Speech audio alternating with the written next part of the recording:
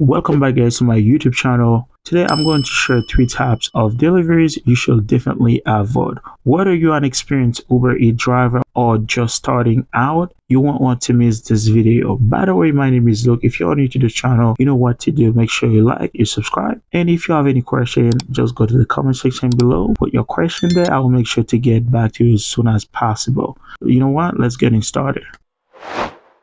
The first delivery you need to stay away from is Uber Connect or package. For some of you, if you don't know what Uber Connect is, let me tell you. Uber Connect is a service that allows users to send packages for same-day delivery. Now, these 3 things make me stay away from Uber Connect. That's the first thing I hate about it. You don't know how much you're gonna get paid. The second thing is the pickup. To go pick up the package is gonna be like 10-15 minute away, even more. And the last thing, you don't know exactly where you're going to drop off the packet until you pick up the package. So those 3 things make me don't want to do it, because last time I do a Uber Connect and I go to pick up the package 10 minutes away, and the drop off, it was like 45 minutes. It took me 1 hour. Guess how much I get paid? $18, guys. It's not even $20. So that's the reason why I always say people stay away from Uber Connect. Right now is not worth it. Let's jump to the second one.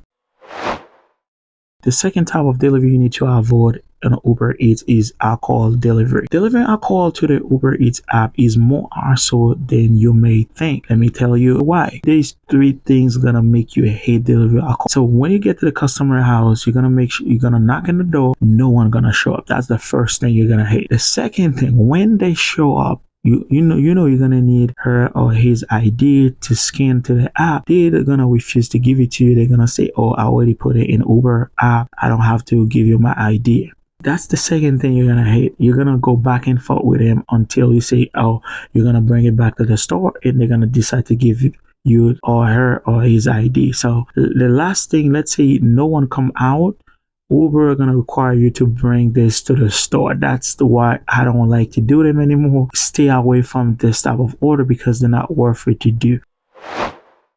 The last delivery you need to stay away from Uber is food delivery. Food delivery was good. I'm telling you, I used to do a lot of food delivery, and on Uber Eats, suddenly I discovered some things not please me at all.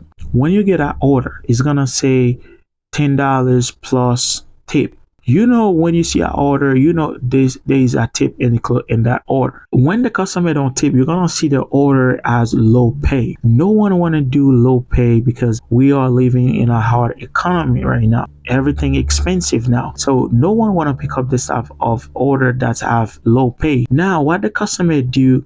They include a big tip in front. You see, you're gonna get paid $25, $20 per order. And guess what? After the drop off, you don't see the tip. When you call Uber, you see where is the tip? They tell you the customer remove the tip because the Uber give the customer 30 minutes.